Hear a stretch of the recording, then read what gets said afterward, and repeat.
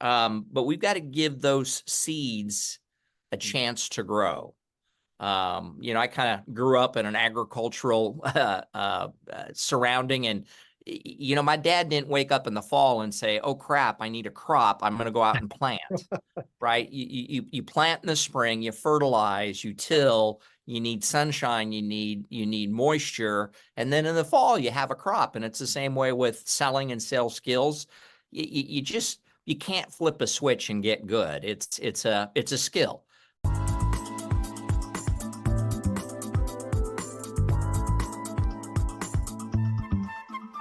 Everyone, welcome back to another episode of the Book More Show. It's Stuart Bell here, and today super excited because we're sharing this conversation with Tim Wackel. Is it Wackel or Wackel. Wackel? Yeah. I suddenly thought I tripped over a name. I started today by forgetting three people's names on calls, so obviously I should have been more caffeinated. And I it's do only it all the Tuesday. time. So yeah, super excited today because we're sharing this conversation with Tim. Tim and I were introduced through a mutual friend a month or so ago. And what really stood out and why I wanted to get on the call today is not only is Tim using a book in his lead generation process, but his approach to business development and his background in sales really, I think, resonates with everyone that's listening here, because ultimately we're writing books to be in conversations with potential clients, and that inevitably leads to a sales conversation. Tim, why don't we give people a bit of a background on you and your, because you've got quite an illustrious history. Well, I don't know if it's illustrious. So I'm kind of an accidental salesperson, Stuart. At university, I studied electrical engineering, and when I got out of school, I was an electrical engineer, but was quickly approached by the management team, and they really thought, maybe my skills would be better used in a technical sales role. And I don't know that I necessarily had skills that would lend me to be successful at a technical sales role, or if I was just really bad at soldering circuit boards. I think it was more the latter and less the former. But started that journey almost 4 decades ago, and figured it out. A lot of people and myself at that time thought that selling was dirty, slimy, manipulative. And it took me a while, but I got my head around that. No, selling when done correctly is an art and a science, and you're genuinely out to try to help people do things they don't know they can do. That's the key term, isn't it? When it's done properly, there's good and bad. It's all ends of the spectrum, and it's certainly the bad that gets a lot of the heat and light, and people kind of default to thinking that way when they don't know about it. But Sure. at the end of the day, we're trying to help people make a decision that's best for them and really kind of advance what they're trying to do. So I think it's a superpower. It can be used for good or bad. Well, and unfortunately, or fortunately for me, a lot more people use it for bad than good, and I don't think they're purposeful on using it for bad. They just don't know any better. Right. Actually, that's a great point. That idea of not knowing any better. I think a lot of time people are almost like you were, to a certain degree, thrust into the role, and it's not necessarily something that they're looking for. It tends to be the more seasoned professional that's in it because they've developed a love for it. I think at the junior end of the spectrum, it's a little bit more sink or swim, and the pressure to make sure that you don't sink too quickly leads to maybe unaligned outcomes. On that sales approach and this idea of if I marry up the thought of the conversation starting books that we help people to create, so identifying the need, the question, and then delivering value to start that conversation, that I'm guessing starts to marry in with the work that you do and helping teams to both dial in their sales strategies and tactics, but also the development and the presentations that they ultimately give to people. What if people are listening here thinking about starting that conversation, what is it about the journey and the things that they need to know that makes that a win-win for everyone? If that's not too broad a question. Well, it might be, Stuart. So I'd be more than happy to drill down on it with you. But at the end of the day, if what you do, if the service you provide or the product that you offer is not a good fit and doesn't have a real ROI for your client or your prospect, then you need to get the hell out of there. you need to live for another day. Right. And if you've got that kind of mindset, and if you have that kind of mindset, I believe you can be very, very successful. Now, that's the good news. The bad news is, though, if you have that mindset, you're going to have dry weeks, you're going to have dry months, you're going to have dry quarters, right? If you want to make $120,000 a year and you want to do it $10,000 a month, you probably shouldn't be in sales, right? Because that's just not the way it works. Right. Again, if you've got the right intent, it all works out in the end. But it's not a short-term play; it's a long-term play. How do you find that marries up with teams? So the work that you do with sales teams, there's a pressure in a work environment to meet quotas and targets. Is that a tension that's difficult to balance out between the people who are trying to live in a customer-centric world as much as possible versus having to meet quotas? Um, it can be. I would tell you, Stuart, that if a client called me or a prospective client called me and it was all about making the number, and they wanted to make the number this week, this month, this quarter, I'm probably not the right guy. Right. Eventually, there's going to be so much pressure to perform that the team, quite frankly, is not going to be open to new ideas, right? If I come in and I'm hosting a one-day workshop, people are not going to pay attention because after about an hour, they're checking their phones, they're checking their voicemail, they're checking social media because they've got to go kill dinner. So oftentimes when I work with clients, it's like, hey, listen, here's the way this thing works is, we're going to work with your team for a full day or a half a day or 2 day, whatever the case is. But we've got to give those seeds a chance to grow.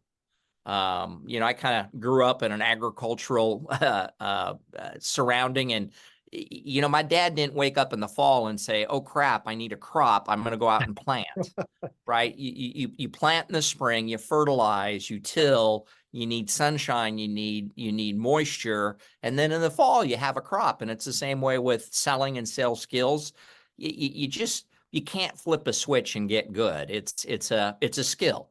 Yeah. I love to play golf, and golf is the same way. Hey, I really want to be good at golf, so I'm going to go take a lesson, and now I'm good at golf. No, you're not. It takes a long time to develop the skills, the mindset, and the attitude to be successful. Right. One of the podcasts just before this was with a friend of ours called Dave DePaula, who wrote a book. So they have a golf training aid that helps break bad habits on the swing. So definitely not my area of expertise at all. But he was saying similar things. If you want to be good at it, you kind of practice, practice, practice.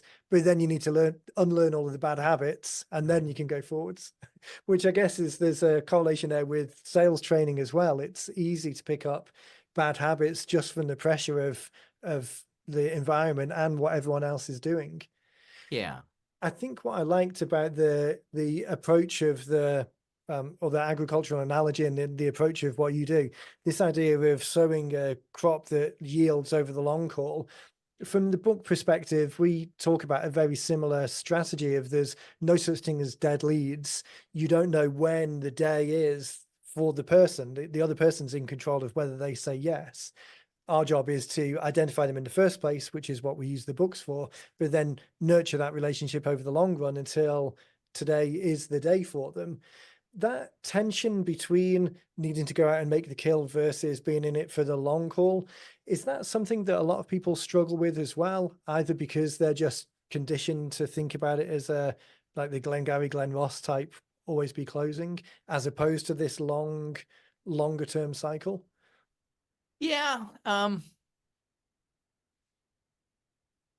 guess the easiest way for me to answer that is that's where you get the good sales reps versus the bad sales reps. That's where you get the slimy, manipulative, pushy sales rep Right. versus a sales rep that's really in it for the long play. So first place is a set of steak knives, and second place is I fire you.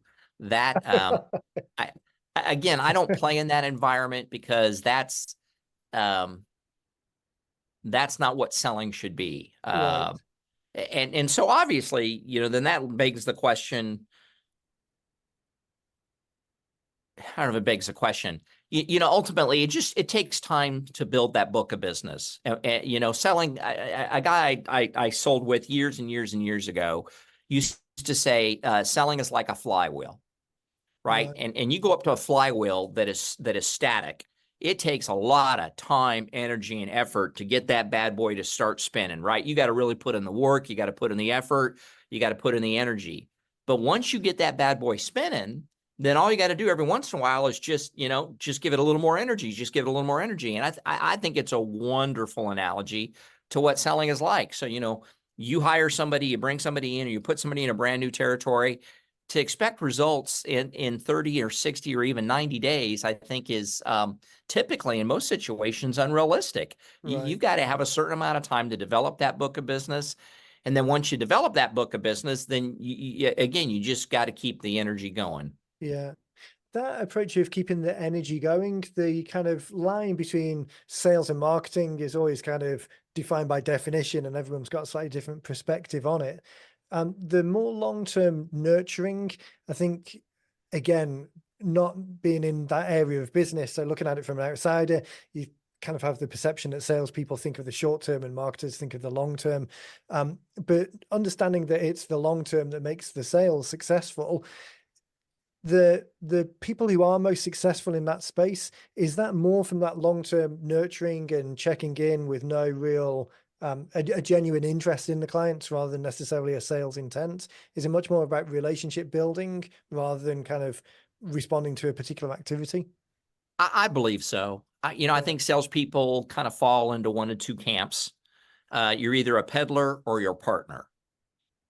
Great Peddlers term. show up when there's need, budget, and time frame, right? A Yeah. peddler is there to sell you something. A partner is not.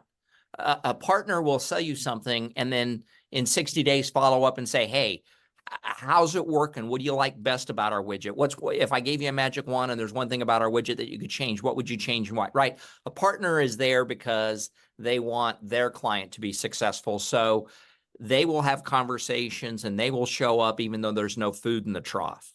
The Right. peddler, the peddler only shows up if there's food in the trough. If there's need, budget, time frame, I'm there because I'm a peddler. Partners are more like, hey, listen, I may not have a solution for you today, but I just love to know more about what you guys have got going on, what direction you're trying to get to, and what are some of the current obstacles you're facing. Yeah.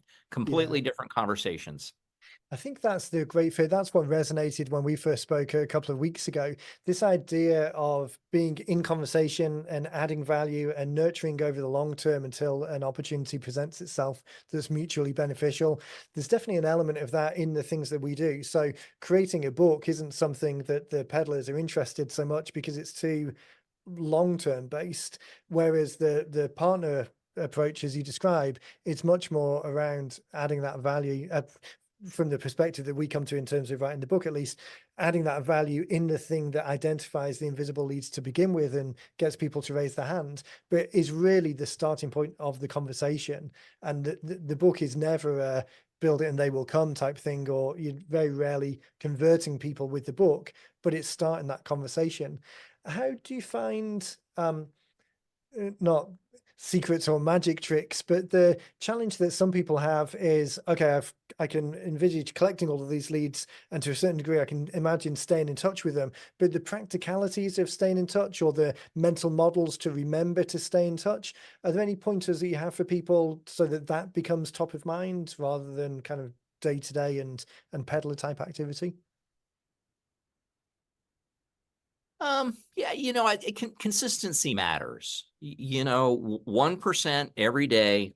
What's the old saying? If you just get 1% better every day in 72 days, you're twice as good as you are right now. Right. So, it's not about blotting out the sun or boiling the ocean, but it's about, hey, what can I do to make sure that the people I want to do business with know that I'm here and that I'm adding value? In my own Yeah. practice, every week we're pushing short form videos, 2-minute tips with Tim, right? We're pushing that to over 30,000 people. I don't have 30,000 people calling me right now because they got this morning's tip, right? But out of the 30,000, maybe we got 30 that got that tip, and they're like, golly, you know what? This is a great idea, and my sales team really should get their head around this, or I'd like to learn more, or I'd like to discuss this with Tim. So again, it's about, planting seeds, planting seeds, planting seeds.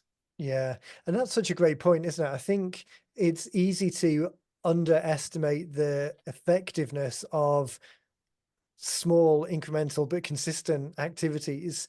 There's so many things, like you think of social media, the success is going viral, when the likelihood of that ever happening is so slim in the first place. And even the effectiveness of that is much smaller than just a consistent small amount of outreach. And the overhead of writing or recording a long video, it's a headache. It takes some setup, but doing a quick selfie type thing, capturing something in the moment, being able to share that quickly, and tools have definitely improved that even in the last 5 years, even since the pandemic, the tools that are Oh, yeah. available, it's Yep. really, really improved it. Um, we didn't talk about this beforehand, so you might not have a particular opinion on it. But I'm just thinking about tools. The amount that AI is available to support people at the moment, I think this is another example of things can be used for good or things can be used for bad. And as far as book writing goes, we'll have some people that say, oh, well, can't AI do that for me? And our approach is not in any meaningful way yet. And even if it could, the purpose of the book is starting a conversation. So you want your words and your framework and your language, because eventually it's going to end up in a phone call and people want to meet the person that they read. So as far as sales goes, there's a number of just scroll through Instagram for a moment, and there's a number of kind of lead closing tools or AI booking tools that to me falls into the same category, at least at the moment, of there's no silver bullet. And if you're trying to use a tool as a silver bullet, then it's a highway to failure. Being in the trenches, obviously more than I am, do you see people asking the same questions, looking for shortcuts? So I see, sorry about that. Let me kill this phone. Um, so I see a lot of people that think AI is going to be the second coming, and it's not. I think the word you used is it's a tool. Um, Too many people to put too much stock into AI, and when they do, AI is no longer a tool. It kind of makes them look like a tool, if you know what I mean. Yeah, Because AI is good, but it has its limitations. I get targeted a lot. I don't know why, but I get targeted a lot. And 90% of it is really, seriously, did anybody even look at this? I mean, right. it's 80% really good, and then it's 20% no. I'm Yeah, not a female living in Australia, so you kind of miss the target there, right? yeah. So it's just one arrow in the quiver. Right. I think that 80/20 analogy works perfectly well, because it can amplify and give you an 80% advantage on the things that you're doing, but trying to get it to 100% and missing the 20% just puts a nail in the coffin of the whole message. Because we use the analogy of we've have another podcast called More Cheese, Less Whiskers that Dean does, and the premise of that name is a customer is a little bit like a mouse heading towards the cheese, and they're all in and enthusiastic about getting to the cheese, but if there's even a hint of whiskers of overly commercial intent or misaligned objectives, then it's run first and maybe come back Yeah. later. So the hint of whiskers, it's the same in that AI model. It's too easy for, if you're trying to just get a push and play type results, it kind of misses the mark. Um, we were talking there about the types of organization, or we spoke earlier about the types of organizations that aren't the best fit. The type of organizations that you work really well with, clearly these partner type organizations rather than the peddlers, the people who are in it for the long run. Is there anything else that kind of brings those companies together? Any kind of similarities in the people who you work best with? I would tell you, so in my world, it's all going to be, B2B. It's all more complex selling. In the B2B world, there's some people that it's, one call to close. I don't know what that is, right? We're not doing mufflers. We're not doing roofing. So it's all B2B, and it's typically a more complex, longer term. A lot of the clients I'm dealing with are trying to figure out, how do I proactively grow my business? way too many sales organizations today, Stuart, have become reactive sales organizations. So they're waiting for that phone to ring. They're waiting for that email to show up. They're waiting for somebody to hit them up on social media, right? And too many salespeople have become really good account managers. And it's really Right. important to be a See good through. account manager. I'm all over account management, but that's just one part of the equation, right? You got to Okay. be able to service and maintain the installed base. You got to do account management, but you also have to spend part of every day or every week at a minimum proactively going out and trying to have new conversations, either inside of existing accounts or have new conversations with new logos. And Right. salespeople don't want to do that because they don't know how to do it. And if you don't know how to do something, then you're faced with a lot of rejection, right? And nobody likes rejection. So, they show up the next day and it's like, well, I could spend my 8 hours servicing the installed base who know me, love me, and trust me. Or I could spend 6 hours servicing the installed base and then 2 hours trying to knock on new doors. Nah, I'd rather not do that. And again, you can maintain a business, I believe, by just servicing the installed base. But what if 10, 20, or 30% of your reps' time was focused on really going out and acquiring new conversations, acquiring new logos? That's where you get the logarithmic effect is, man, you got to do both, right? You got to Right. maintain what's there, but you got to go find somebody different because uh, whether we want to believe it or not, one day every client wakes up and says, you know what? I want to go in a different direction. Right. That's just a part of life. And so if your pipeline is full of like just 3 different companies, and one day that one of those 3 decides to go in a different direction, you've just lost a third. Simple math. You've just lost a third of your funnel. Well, now what are you going to do? Now, using the analogy of the farm, this is like waking up in the fall and saying, oh crap, I want a crop. Now what Right. do I do? Well, it's Yeah. like, well, you write this year off and you get ready for next year. That's the Right. only thing you can do. Yeah, it's such a great reminder that even when in times of good, that's the time to plant new seeds, not in times when things are getting a little bit desperate because you just run out of runway or options. I think for the audiences that are listening, the majority of people have kind of expressed an interest in writing a book as a lead generation tool. So that I'm assuming that some of the other organizations that you work with have done something similar, whether it's actually a book or material information that they're sharing with people. That transition from someone raising their hand to taking that first call, I think that gives some people a little bit of reticence about how they make that transition or start to introduce a conversation above just passively delivering stuff. Do you have any advice or pointers for people kind of taking that step? Yeah, don't pitch, probe. Mm, right. The number one thing I see, I shouldn't say it's the number one thing. One of the top things I see is a prospective client raises their hands and says, okay, I'm kind of interested.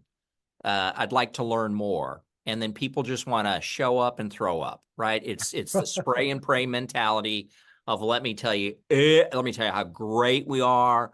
Let me tell you how diverse we are. Let me tell you how great we are. Nobody gives a rip. So the hardest thing for most people to get their head around is once somebody raises their hand and expresses an interest, this is where the work starts. And you got to say, wow, man, I'm excited that you've expressed this interest. Tell me more. Why are you interested? Why is this important to you? What have you tried before? Why did it not work?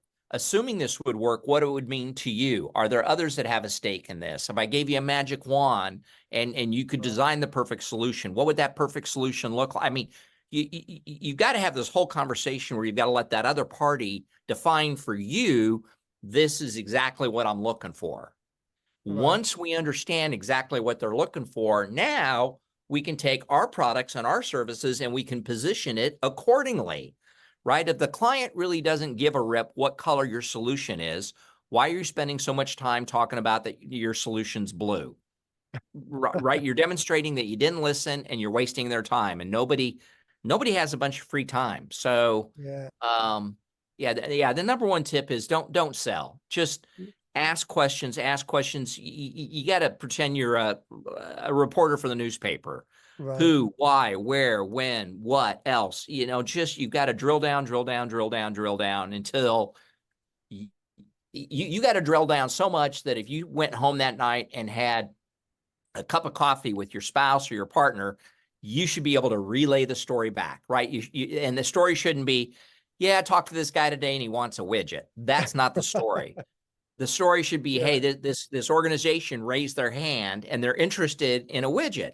And what I found to be fascinating is that they've done this and this and this, and this is how the widget would play, and this is why the widget's important to them, and these are all the people that would benefit from having a new widget, right? You got to be able to tell that story. And if you can't tell the story, it's way too early for you to be selling. Yeah.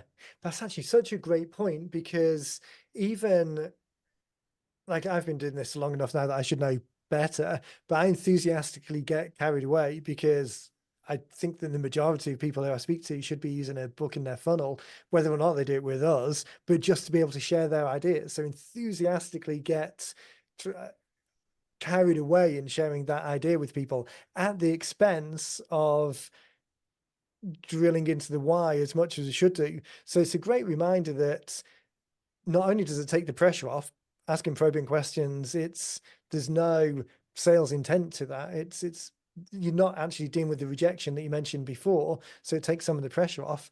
But also to be able to tailor that enthusiasm, not necessarily don't be enthusiastic, but you're right. If I'm excited that the cover is blue and they don't like blue, then that would be good to know beforehand, regardless of the sale, just to be able to talk to them about something that they're more excited in. Yeah, I mean, the cover's blue. There's nothing you can do about it, but you don't need to go on about how blue your cover is, right? I mean, again, you're never going to have the perfect solution. There's no such thing. Right. But only through having a complete due diligence are we able to really say, okay, these are the 100 things that this client thinks are really important, or these are the 10 things the client thinks are really important. And out of those 10, there's 7 we do really well. Those would be the 7 I'd really want to focus on and continue to advance the conversation until the client's like, okay, that's pretty Makes good. sense. And then in complete disclosure, you go, okay, listen, I know you love those 7, but there are 3 that we haven't talked about and 3 that we don't do really well. And I want to make sure you got your head around that before we get to the Right. next step. Yeah. Which that brings back to the partner point of, that if you know that you're going to be checking in with people down the road, you want this to be a long-term relationship. You don't want any nasty surprises. The whole point is doing this in partnership. Yeah. Yeah. Because you know what? Anybody can get the first sale. I shouldn't say anybody. Getting the first sale is much easier. Getting the second, third, fourth, fifth, and sixth sale, that's much harder. And you only do that if you do the first sale really, really well. Right. That's one of the things I like about this business is we could definitely do more, but we've done a nice number of second, third, fourth books down the track. Once people have got the first one out of their system and are seeing how to use it, to be able to then think about from a campaign perspective rather than a bestseller perspective, think about these tools as starting these conversations. It's nice when that happens, but we could definitely do more to encourage that. And that probably is from asking better questions. One of the other things that springs to mind as well is quite often when we're talking to people about the back cover of their book, we're talking about conversation starting books. The back cover isn't to sell the book. The back cover is to present the next step. So we're often talking about next steps as being for the people who are just broadly interested but not yet interested, consume more information. And then at the bottom of the option, the most committed, it's get started now, or whatever that first step is. But this middle step of those people who are more interested but not yet interested or don't have a relationship enough to raise their hand and jump on a call, it's what's that middle step. So we're often talking about things like scorecards or white papers or assessments, but actually I really like what you were saying and doubling down on this idea of probing for more questions. That middle step is the perfect opportunity to do that because it adds value by orchestrating useful questions, but also the information that you're getting back, very, very useful. So yeah, thank you. I'll be steal that, and I'll give you credit as I tell other people. Well, I don't know if I deserve the credit. If you're in sales and you don't do that, your kids start getting skinny really quick. And that's when you start to figure it out. So Right. Yeah. Necessity is the mother of invention, as they it say. certainly is. I'm super appreciative of your time, and I know you're busy. I'm glad that we got this on the calendar. I'm really excited to share this with people.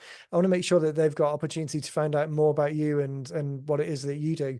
As I said, the organizations that we've worked with and the people on the list span the remit from small companies to larger companies. So all of them have got some sales capability in there somewhere that they could benefit from what you do. So where's a good place for people to go?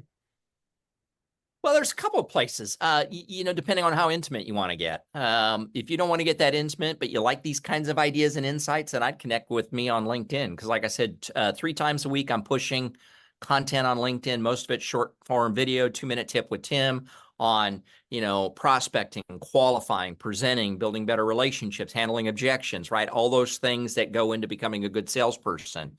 For those that want to go a step deeper, go out to the website and check out the website, timwackel.com, TIMWACKEL, timwackel.com. And there's a lot of free resources out there. You got to peek and poke a little bit. But that would be a real appropriate next step. Fantastic. Well, I'll make sure that we put links into those as well. So if people are listening to a podcast player or if they visit the website, there'll just be a link there, both to the LinkedIn profile and to the website. And as I said before, I'd highly recommend people going across. Tim's got a stack of resources in there. And I think this model, this methodology just ties in so nicely with the approach that we're preaching all the time. But your point of view is obviously much more focused on the sales and the execution, and we do the little piece that we do, but it really does tie in quite well. It's a nice mix. Tim, I appreciate it. I know everyone listening will get a lot from this call, so thanks for the time, and then look forward to checking in with you in the future. All right, Stuart. Thank you. Thank you. Bye-bye now.